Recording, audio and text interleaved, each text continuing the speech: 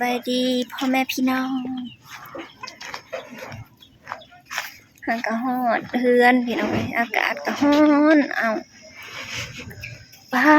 มีซาเล้งใหม่เลยพี่น้องสิมารีวิวรถซาเล้งอีกแล้ว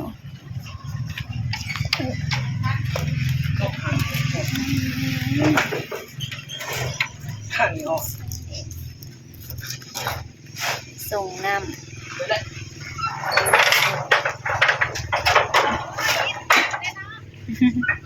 ทำงานป้าเท่าไรนะเห็ดเท่าไรนะ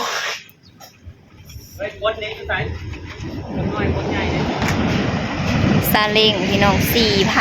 4,000 บาทเนาะอยู่พี่ก็ใส่เงินบาทเนาะพี่น้องเนาะบ้านใส่เงินก็ได้อยู่ลาว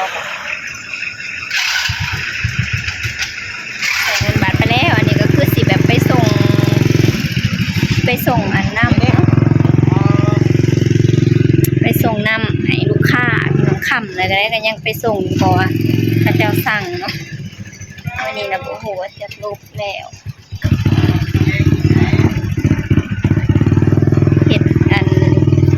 เงินบาทเขาเจ้าเห็ดมาให้แล้วเรียบร้อยนะสิเป็นแบบรางมันเป็นอันรางอันนี่เลยเนาะมันก็เลยแพงก็สิเห็ดมาส่งนำแบบว่าแก่นำไปส่งลูกค้าพี่น้องคันเอารถใหญ่ไปแล้วเถื่อก็ส่งแถวบ้านนี่ก็มันก็สิได้ง่ายดิคันเอารถใหญ่ไปมันก็สิได้แบบไปไกลๆเอาให้กับซาเล้งใหม่เนาะใครก็อยากขับพี่น้องไป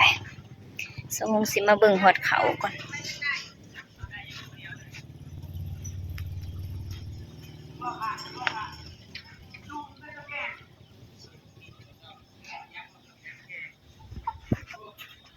เบิดโค้งมันน่ะบ่เซาแกงเขาเฮ็ดให้นะมันก็ได้มามื้อนี้ส้มสะฮงก็อยากได้คือกันพี่น้องรถซาเล้งเอาไว้ขับแบบไปให้ไปหน้าบ่มันจังขี่หลายคนมันจังม่วนเนาะมารีวิวเนาะอันนี้คืออันหมูเนาะขัวหมูมาแต่หอพี่น้องเขาเจ้าสิเฮ็ดเลี้ยงหอนะเฮ็ดคูปีก่อนแล้วก็เอาซอยผักหัวหอมน่ะใส่อยากใส่บ่ใส่ขัวซื่อๆแต่บ่มีหยังเนาะอันนี้ใส่ผักก็มาซอยบ่แล้วก็แม่เพิ่นว่าให้ใส่ผักคันอยากใส่ก็ใส่เพิ่นว่าแต่ว่าน้ำมันมันนี่ป๊าดมันอะลิอะลอพุ่นอันนี้ก็ไขมันพี่น้องสะโฮงนี่คือสิบ่ได้กินดอกมันแนวนี้นะถุงก็จะเหลือมเนาะพี่น้องเบิ่งมือจับทอดเขาก็บ่ทันสุกมื้อนี้นึงข้าวค่ำแม่เพิ่นไปป่าพี่น้องไปกินข้าวป่าไปกินหมูกินหมูนี่ก็สิกินเบิดบ้านเนาะพี่น้องเนาะเขาเจ้าเก็บเงินกันไปซื้อแล้วก็ออกกินข้าวป่าแล้วก็กินแบบสามัคคีกันมันแล้วไปบ่แบ่งอันใส่บ่นี่หรือใส่เบิดนี่ใส่ลูกถุงนึงก็แบ่งให้เกี่ยวกับได้แล้วยังถุงนึงก็ได้หมากเลี้ยนจี้ในตู้นะเพราะอันนี้เป็นผักกาดเนาะพี่น้องสะฮงสิขัวใส่หมูเนาะ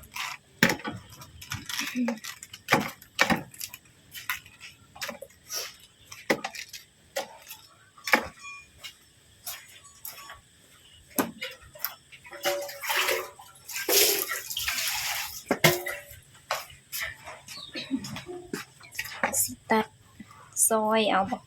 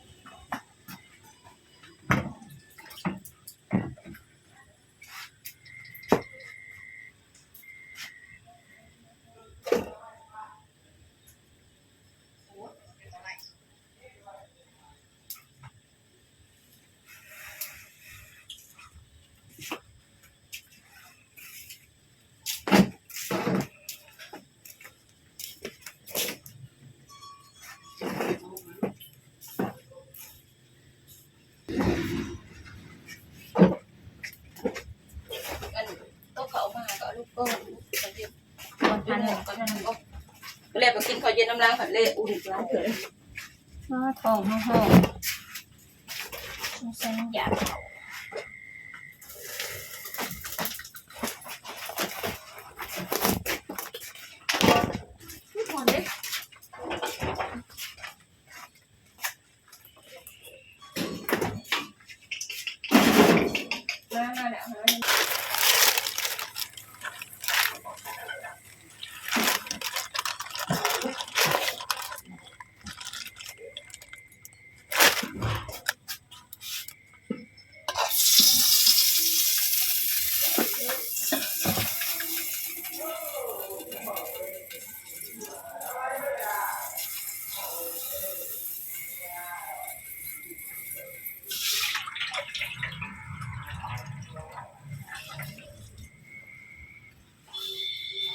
โอ้ยหอด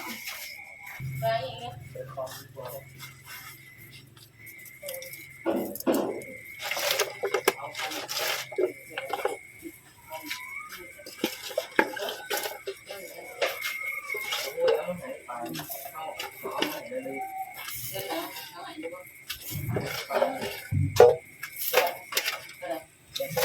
เขาไปหาซิปเติม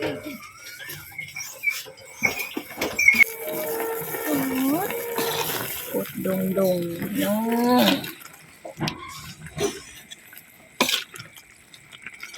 เขาจะเอิ้นขวามูเนาะใส่ใบมะขามอ่อนนะเมื่อช่วงนี้ใบมะขามอ่อนหลายผลตกหำแต่มันกำลังออกดอกอ่อนมันนะคนก็ใส่ต้มอึ่งเนาะใบมะขามเนี่ยก็คือใส่ได้ทุกเมนูมักสมมัก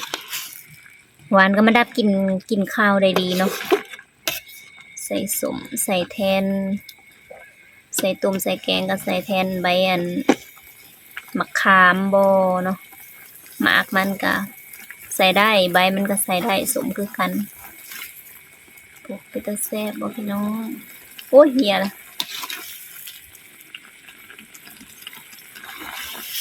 มันนี่